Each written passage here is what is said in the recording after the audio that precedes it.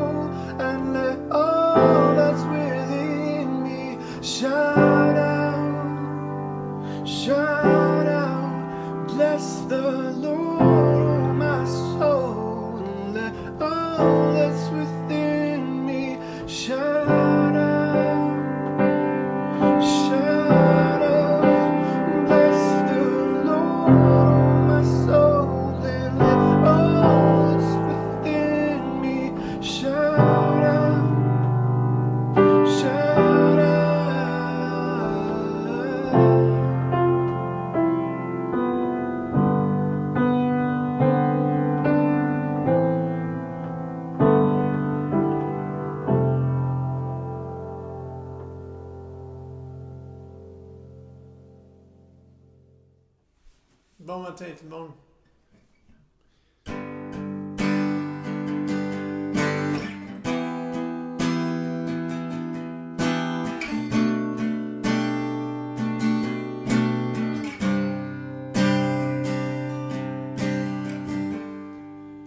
Comme un anneau d'or pur, ton amour est fidèle, comme un serment éprouvé, comme une alliance éternelle.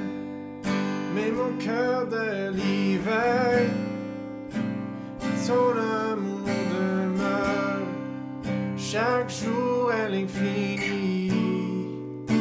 Ta grâce renouvelle,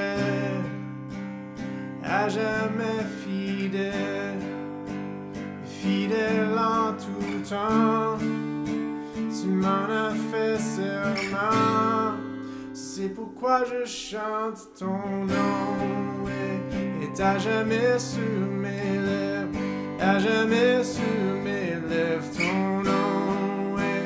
Et à jamais sur mes lèvres, à jamais sur mes lèvres ton nom, ouais.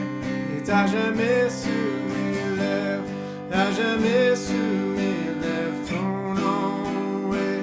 Et à jamais sur mes lèvres.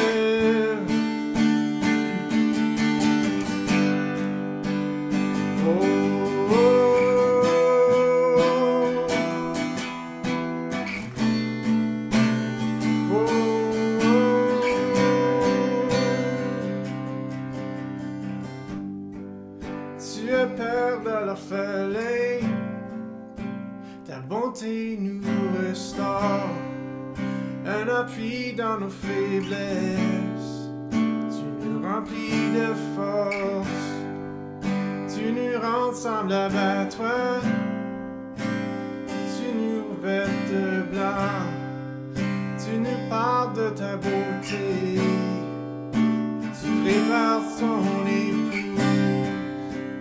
libre de la honte, de la culpabilité, pour se connaître son nom, c'est pourquoi je chante ton nom, ouais.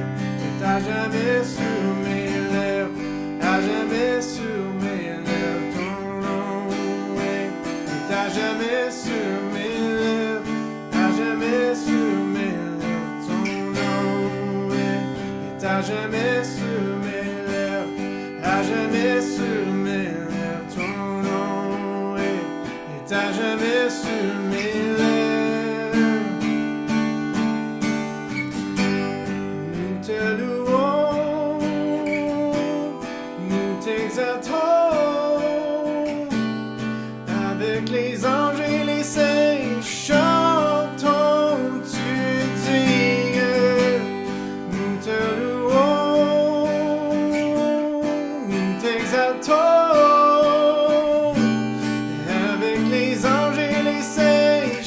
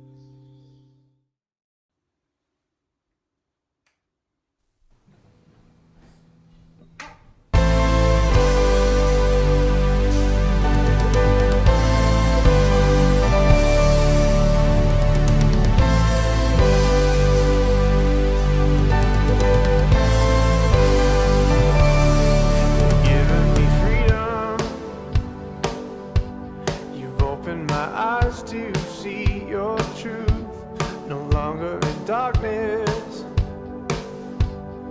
led by the light I see in you. I stand in your promise, keeping my eyes fixed on you. Your words become my voice, like a child I will sing of my love for you. I give you my everyday. Jesus, you won the victory. I sing hallelujah. Jesus, you won it all for me. I speak into being a vision of heaven here on earth. Joy rises up in me. Chains are breaking, you're setting people free. I speak into being the vision of heaven here on earth. Joy rises up in me. Chains are breaking, you're setting people free. I give you my everything. Jesus, you won the victory. I sing hallelujah. Oh, Jesus, you won it all for me. I give you my everything. Jesus, you won the victory. I sing hallelujah. Oh, Jesus, you won it all for me.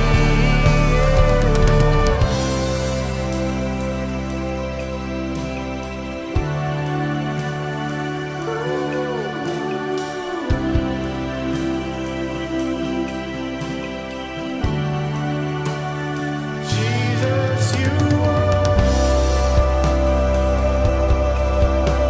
victory. Jesus, you gave it all for me. Jesus, you won the victory. Jesus, you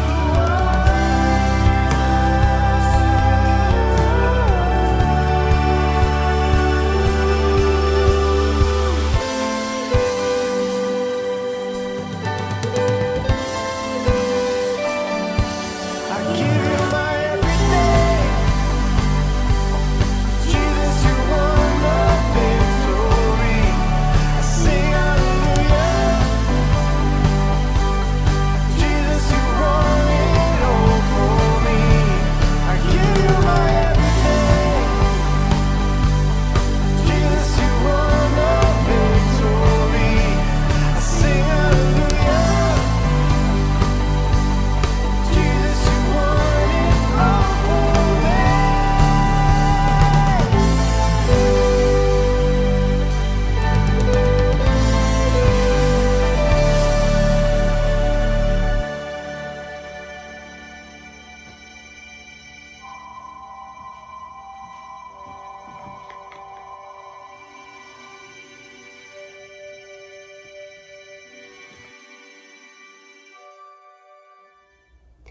Merci à l'équipe de louanges.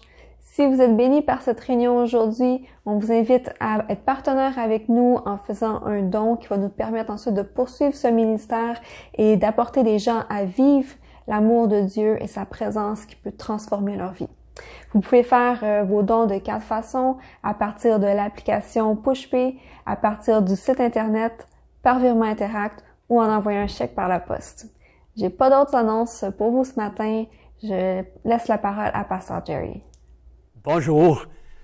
Au cas où vous vous demandiez, l'Église Catch the Fire à Montréal ne sera pas ouverte pour des réunions publiques le dimanche matin avant septembre. Nous allons continuer nos réunions en ligne pour la balance de l'été. L'été est arrivé. Et souvent, au début de l'été, les médias vont suggérer des livres pour lire, une lecture pour les mois durant l'été. Et qui est peut-être votre auteur préféré? Avez-vous un auteur préféré? Moi, j'en ai un en anglais, il s'appelle Pierre Burton. Pierre Burton, il écrit des histoires sur l'histoire canadienne, l'histoire de notre pays. C'est fascinant. Klondike, par exemple, c'est l'histoire de la ruée vers l'or dans les territoires du Yukon à la fin des années 1800, début des années 1900. Histoire fascinante. Et j'aime beaucoup lire les livres de Pierre Burton. J'ai un autre auteur préféré. Il s'appelle Dieu. Savez-vous que dans la Bible, que Jésus-Christ est appelé l'auteur? On lit ses paroles. Quand l'auteur aux Hébreux, il parle de comment on doit courir la course pour le Seigneur, et il dit « Les yeux fixés sur Jésus, qui est l'auteur de la foi et qui l'amène à la perfection. » Il est très intéressant ce mot que nous avons dans le livre des Hébreux, les yeux fixés sur Jésus, ou gardons nos yeux fixés sur Jésus dans certaines versions. Il y a un mot en grec dans ce verset. Le Nouveau Testament a été écrit en grec, et le mot que nous avons traduit en français de garder nos yeux fixés sur Jésus ou regarder Jésus, c'est un mot qui est utilisé une seule fois dans la Bible. Et c'est le mot aphorao, qui est un verbe, un mot composé, qui commence avec apho, qui veut dire deux. L'idée, c'est de détourner notre attention de quelque chose pour fixer autre chose. Et très souvent dans la vie, nos yeux sont rivés, notre attention est tournée vers des problèmes, des soucis, toutes sortes de distractions. Ça peut être aussi nos bobos, nos difficultés.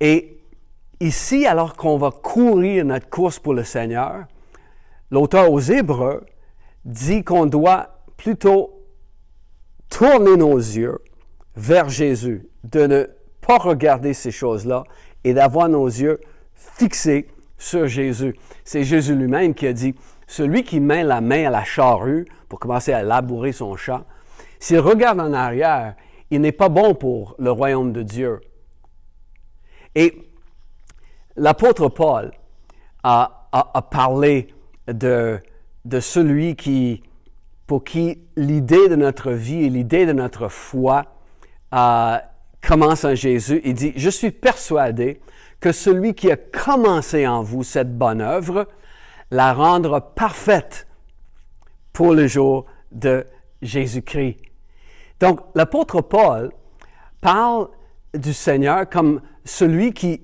initie, qui va initier la vie, qui va initier la foi.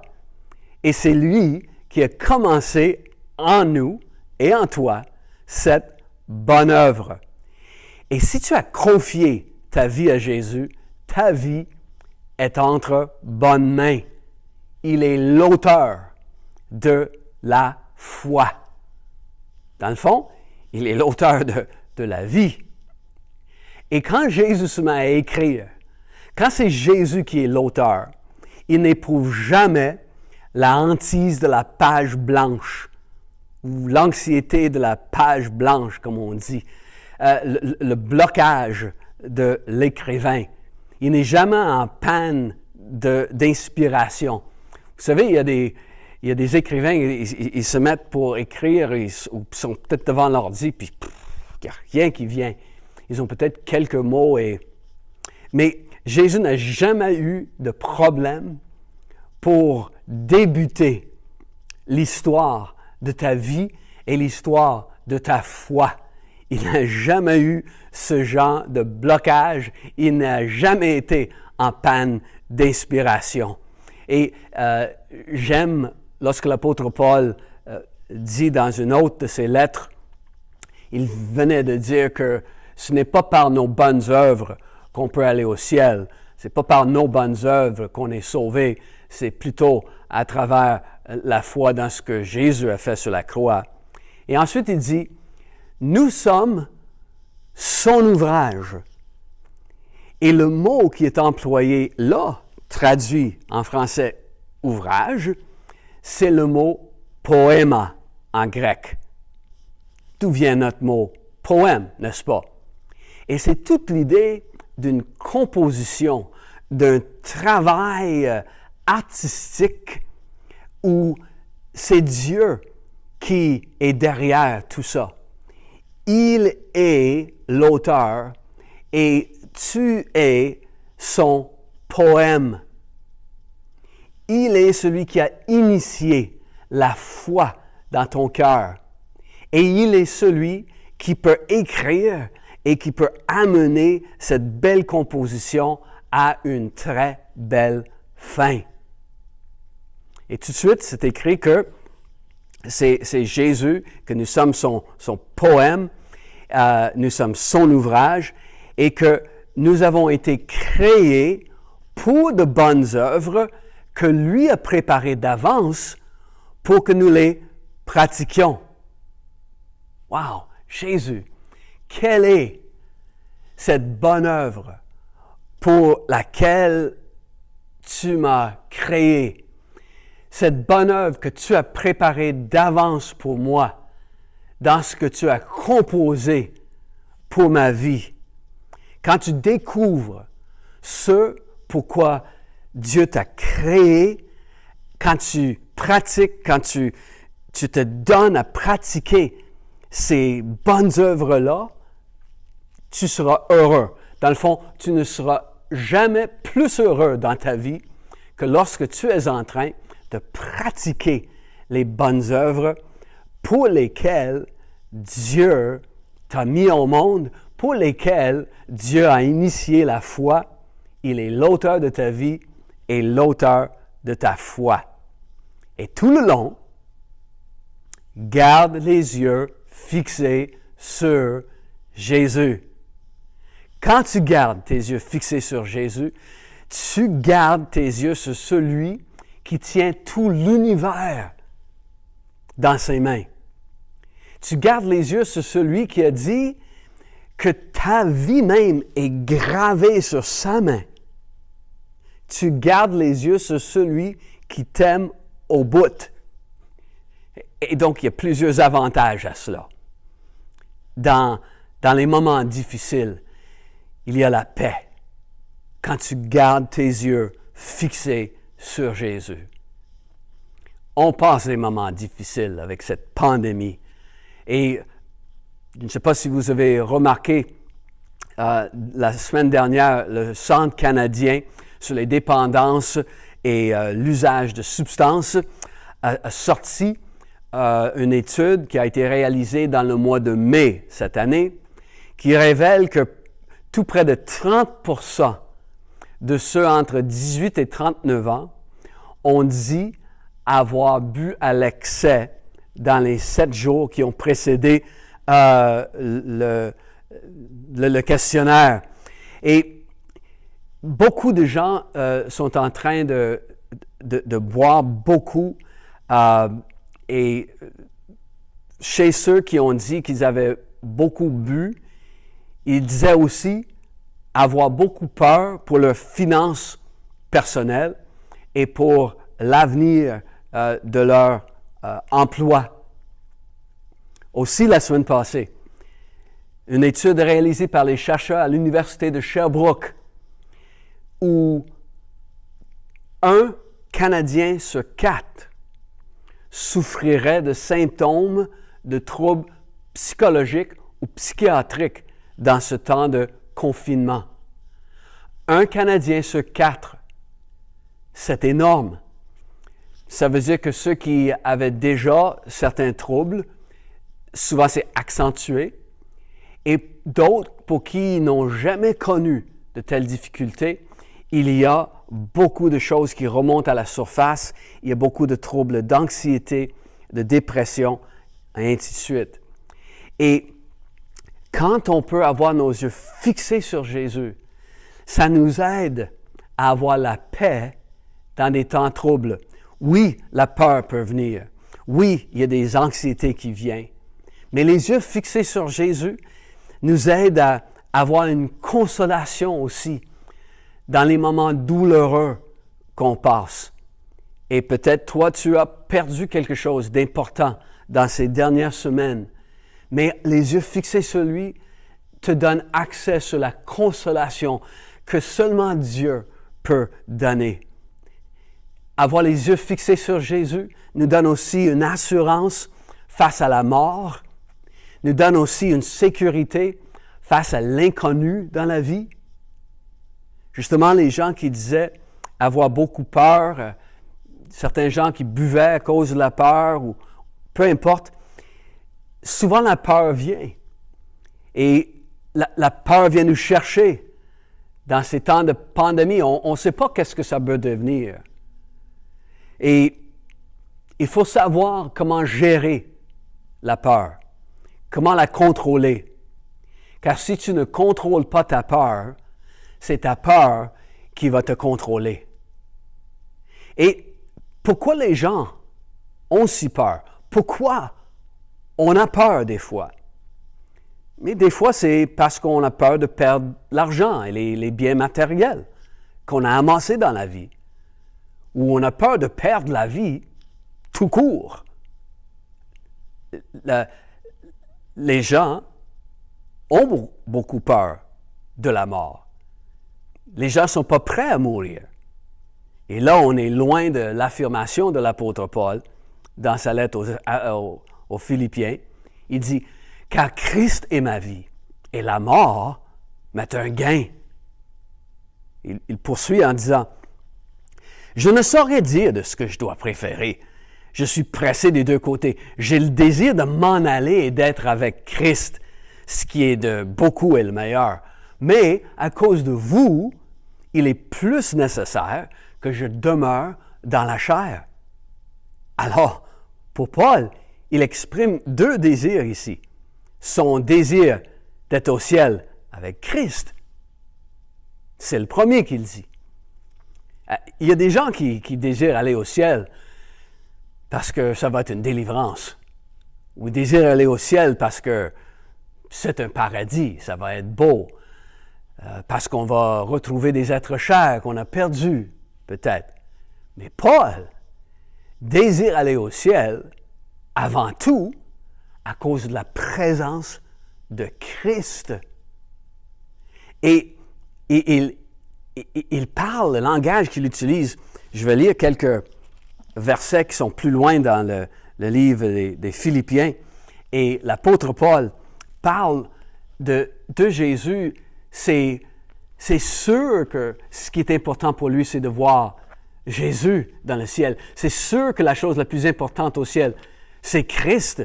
Juste regardez comment il parle de Jésus dans le 3e chapitre de sa lettre aux Philippiens. Il parle des grands accomplissements qu'il avait dans la vie, les grands avantages qu'il avait à cause de son pédigré, à cause de ses accomplissements. Il dit, « Mais ces choses-là, qui étaient pour moi des gains, je les ai regardées comme un rien, comme une perte, à cause de Christ. Et même je regarde toute chose comme une perte à cause de l'excellence de la connaissance de Jésus-Christ, mon Seigneur, pour qui j'ai renoncé à tout. Et je les regarde comme de la boue afin de gagner Christ. » Autrement dit, il voit Christ, il voit les avantages et les gains qu'il avait dans la vie, puis c'est rien ces choses-là, il dit. Il dit, je regarde tout ça comme de la boue afin de gagner Christ et d'être trouvé en lui, non avec ma justice, celle qui vient de la loi, mais avec celle qui s'obtient par la foi en Christ, la justice qui vient de Dieu par la foi, et aussi pour connaître Christ et la puissance de sa résurrection et la communion de ses souffrances en devenant conforme à lui dans sa mort pour parvenir, si je le puis, à la résurrection dans les morts. Ce n'est pas que j'ai déjà remporté le prix ou que j'ai déjà atteint la perfection, mais je cours pour tâcher de saisir parce que moi, j'ai été saisi par Jésus-Christ. Frère, Je ne pense pas l'avoir saisi, mais je fais une chose. Oubliant ce qui est en arrière et me portant vers ce qui est en avant, je cours vers le but pour remporter le prix de l'appel céleste de Dieu en Jésus-Christ. C'était tout par rapport à Jésus dans le cœur de Paul. Son plus grand désir, c'était de voir Jésus, mais l'autre désir qu'il exprime, il dit, « Mais je dois rester sur la terre à cause de vous. » Wow, il oublie ce qui sera agréable pour lui d'être avec Christ, car il a les yeux sur les besoins des Philippiens. Il est plus nécessaire que je reste pour vous, il dit. Vous savez, il y a des gens autour de vous et des gens peut-être que vous ne connaissez même pas encore, pour qui votre vie est importante. Pour chacun d'entre nous. Pour toi. Toi, tu es son poème et Dieu a préparé d'avance des choses que tu vas faire. Dieu a des plans pour toi. Dieu a des choses que tu pourras faire. N'aie pas peur de mourir, mais choisis plutôt de vivre. N'aie pas peur de la mort, mais choisis plutôt la vie. Embrasse la vie. Embrasse pleinement, avec zèle, avec espérance. Et comment faire ça? Fais des besoins des autres le focus de ta vie. Non pas regarder ce que les autres t'apportent ou ce que les autres font pour toi, sinon tu seras constamment déçu. Paul dit, à cause de vous, je veux rester sur la terre. N'est-ce pas que Jésus a dit, en parlant de lui, je suis venu non pas pour être servi, mais pour servir et donner ma vie comme la rançon de plusieurs. Donc, ne jette pas l'éponge sur la vie. Ne deviens surtout pas cynique face à la vie. Ne te désespère pas, mais sois plein de la vie. Il est important pour certains gens qui sont dans ta vie que tu sois là, pour des gens que, comme j'ai dit, que tu n'as peut-être même pas encore connus. Pour eux, c'est important que tu sois là, que tu aies encore en vie et que tu sois plein de la vie. Et tu vas être plein de la vie quand tu as tes yeux fixés sur Jésus.